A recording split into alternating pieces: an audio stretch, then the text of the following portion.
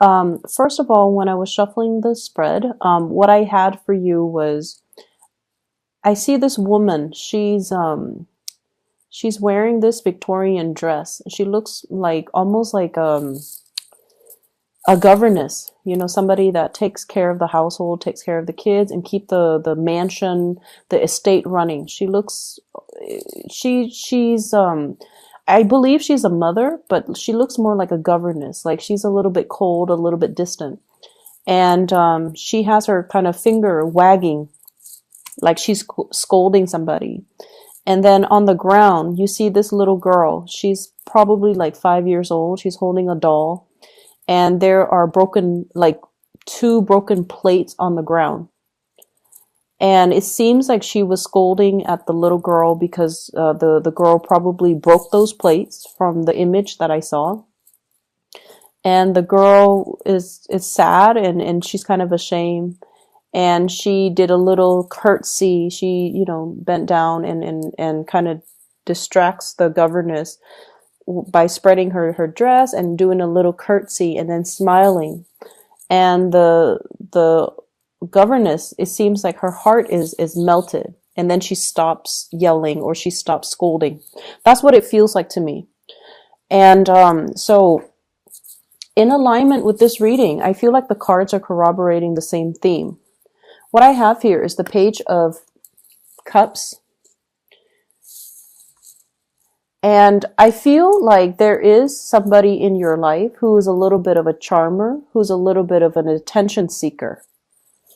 And I feel like, this is somebody that might have been very evasive when it comes to their responsibility. So it doesn't really matter how old they are. They could be a child, or they could be an adult acting like a child or behaving like a child.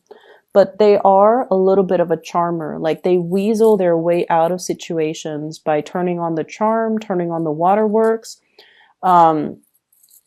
They know that they are cared for, and I feel like they tend to push boundaries a little bit. Okay, so if you're dealing with children, you want to be a little bit careful when it comes to their behavior and how oftentimes they can turn on the charms or the waterwork to get out of getting a scolding, or to avoid repercussions for their actions, or even to kind of charm their way into people's hearts. Okay, so that's what I'm getting. For some of you, this could literally be a child. For others, it could be a relationship partner, and then for others, family members. I'm also sensing as well coworkers. I'm not sensing it strongly, but I feel like it could be a coworker who is a little bit kind of like evasive when it comes to handling their responsibilities. So if this is somebody that you're dealing with in the work front, and I see this a lot for you guys, it's almost like energetically, you guys are such workaholics, and you guys are such good workers that oftentimes you are put alongside people who are slackers. And I feel like, there is a major karmic lesson here about them needing to learn from you. It's almost like you're setting the bar really high. You're setting the standards of integrity and work ethics. And they're supposed to learn a big karmic lesson from you about personal responsibility, personal obligation, stepping up when other people are not in the picture, or stepping up regardless of who's looking.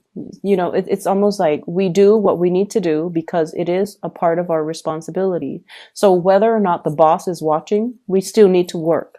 Whether or not we feel like it, if there's some group, some people that are dependent on us, we need to step up. Okay, so it's almost like you can charm, you can turn on the waterwork. The work is not going away. So we need to handle responsibilities because it is our obligation to the place of employment.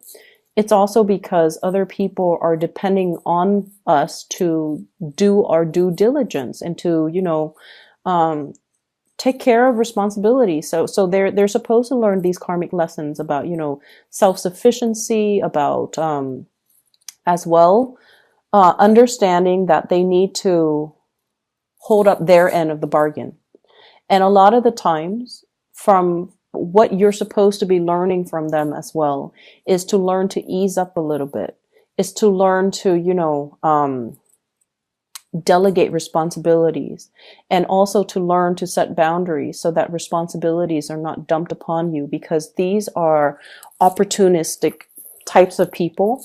And when they sense that you're very, very kind, and when they sense that you're able to, that you're doing things like above and beyond your scope of responsibilities, they like to dump responsibilities on you. So I feel like there is a karmic lesson needing to be learned from both parties in the work environment. Okay. I definitely feel there's something cracking. It's almost like the straw that broke the camel's back. And so this week, there is a lot of responsibilities that you have to take care of. And you are not in a position to take on more. You're in a position to learn to say no to other people, to learn a very direct way to say no to people, to draw very clear boundaries, and to also set people in their place. Okay. What I have here is the 10 of Wands. This is a lot of things that you have to take care of, a lot of loose ends to tie up, a lot of things that you're physically carrying around. And if you are kind of like trying to avoid people, I usually think of this as like, he's using those wands to cover his face, not wanting to see people, not wanting to confront people, conflict avoidance, trying to just avoid certain people. This is really a week for you to step into this power with the Ace of Swords. This is like saying what's on your mind and meaning it, and learning to say no to people, learning to cut people out. Okay. The man on the horse, he's a little bit shocked by this Ace of Swords. It's coming out in such a fast and swift and truthful manner that he didn't expect. So if you have been kind of like, the doormat, I feel like this is the week where it's like, enough's enough. I'm not going to be taking on other people's responsibilities. I'm already, stretched thin. I'm already wearing multiple hats. I'm already going above and beyond my scope of responsibilities, and it's not fair. So you're going to set the record straight, and you're going to preserve your time, which is very little and very precious to you, so that you can take care of the things that you need to take care of. Okay. I also see as well, there might be issues when it comes overall with like conflict within the family. What I have in this spread though, and I don't want you to fret, okay? I have a lot of love. I have a lot of communication and a lot of love. And so the people around you, they truly, truly, truly care about you. Even those coworkers that slack off, they care about you. They don't want any harm to fall on you, not only because you have your use value to them. I feel like they like you as a person. They're just opportunistic. They would do this to anybody. So it's not personal, right? And I also feel like the family members, relationship partner even. What I have here is the Ace of Cups. You have two aces, Ace of Swords and Ace of Cups. Communication needs to come from the heart. Okay. It's not about scolding. It's not about, chastising somebody for their wrongful behavior. It's about telling them, you have to be a little bit more responsible with those plates. Like you broke those plates because you were reckless when you were playing.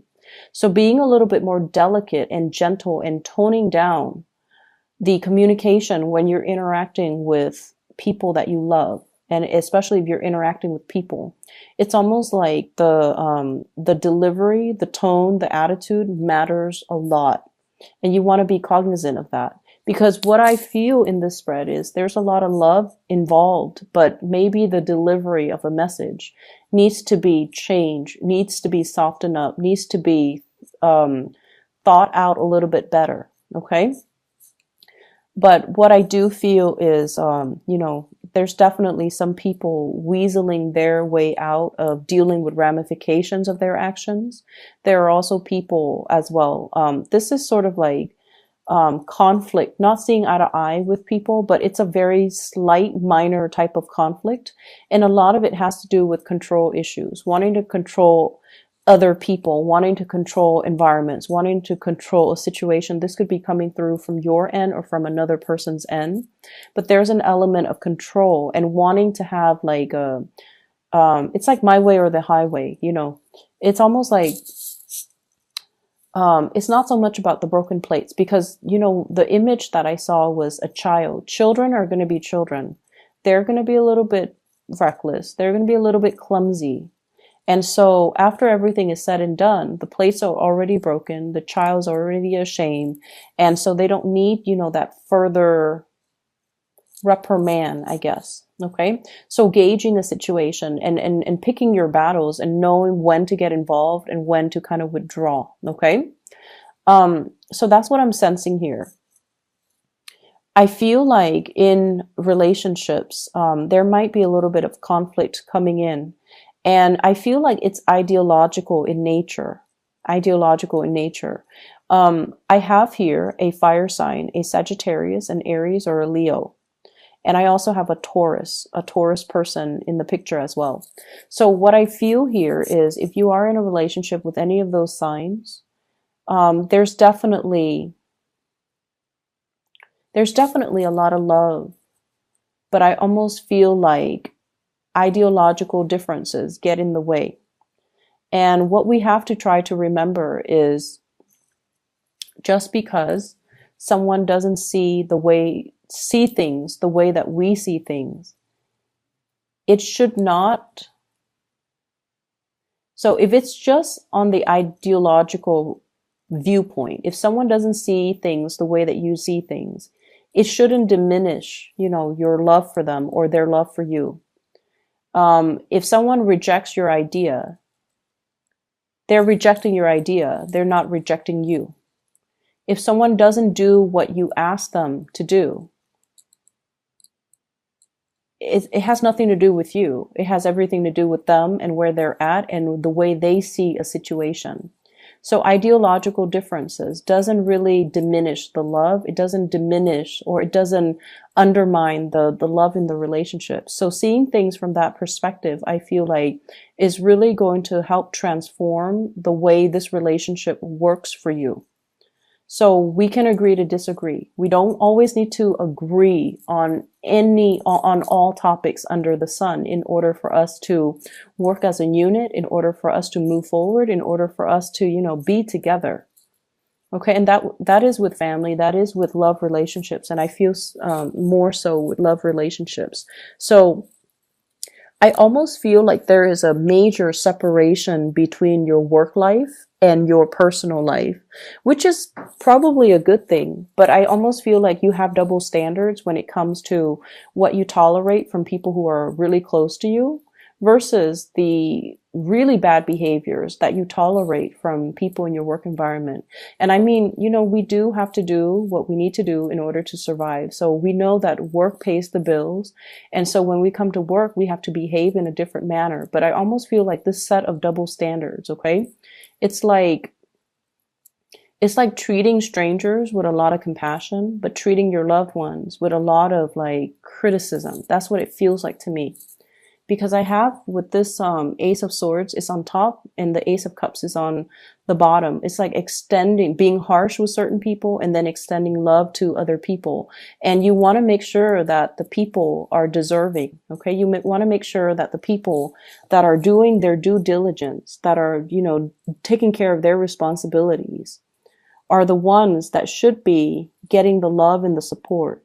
Whereas the ones that have been reneging on their responsibilities, that, you know, leave things to the last minute, are the ones that should be getting chastised. So I feel like directing your energy towards the right people rather than directing your focus, directing your energy towards the right people rather than penting up your energy and your anger and then having it come out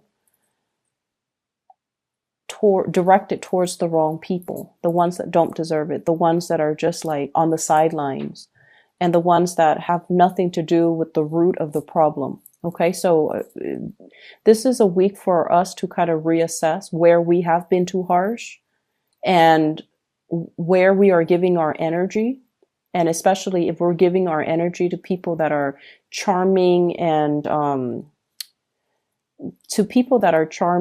just evasive and irresponsible, when we should be giving the love to people who are, doing their fair share of the work, who are responsible, who have been nothing but honest. So I feel like that element is coming through. You might be called in to mediate situations as well. And I feel like there might be, I'm seeing like an interview panel.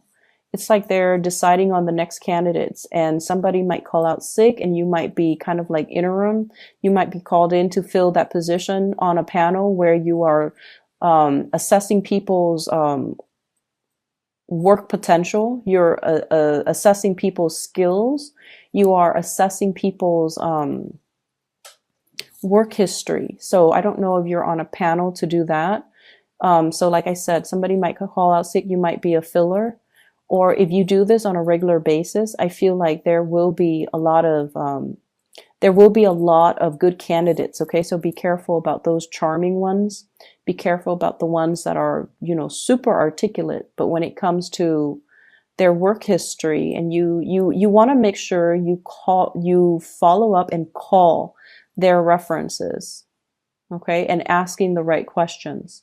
So I definitely feel like it's going to be a very busy week. There's lots to do and lots to take care of. And you need to keep your kind of like your mind razor sharp and pick your battle so that you're not stretched too thin. I'm seeing as well, I honestly feel many of you have a lot of support from the people in your work environment, especially the higher ups. Okay.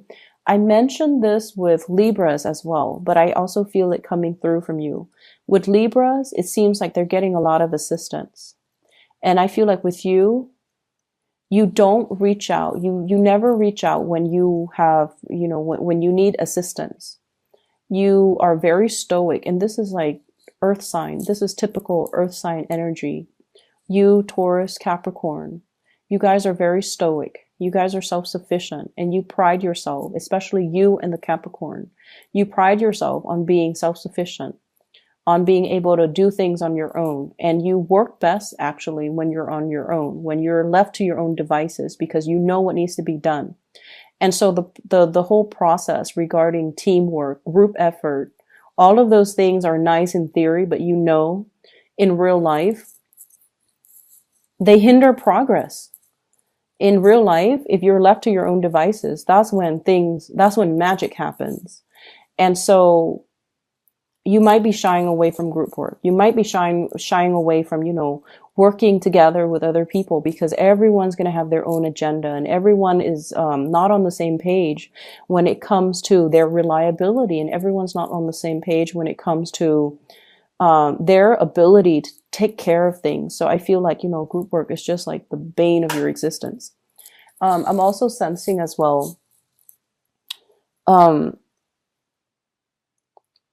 also feeling as well, and this is, relationships. For those of you who have recently broken off a relationship, and especially if children are involved, like a separation, a divorce, or something like that, I feel almost like a coming together in the relationship for the sake of the kids, wanting to resolve things or wanting to stay together, wanting to give it one last try, or wanting to, make amends and repair these rifts, because there's a lot of love. There's definitely a lot of love. And there's definitely, the element of children involved as well, because you want to keep the environment stable and just you think it's going to be good for the kids. Make sure all parties are on board, and make sure that, it's almost like you should do it for the kids, but at the same time, if this is a cyclical merry-go-round, if that, you're going to get into heated arguments with your partner, it's best not to keep that energy around the children. Okay. Learning to air out the dirty laundry, learning to air out these things behind closed doors, I feel is the best strategy. Okay. So you might be dealing with somebody who's very explosive. Like when they're upset, they need everybody to know that they're upset. They're kind of like a little bit like dramatic. Okay. And I feel like keeping that energy a little bit tame, or having that conversation with your partner so that you can have these, so that you can remove the children away from the conflict, or you can, air out your differences behind closed doors. I feel like that's the more adult thing to do.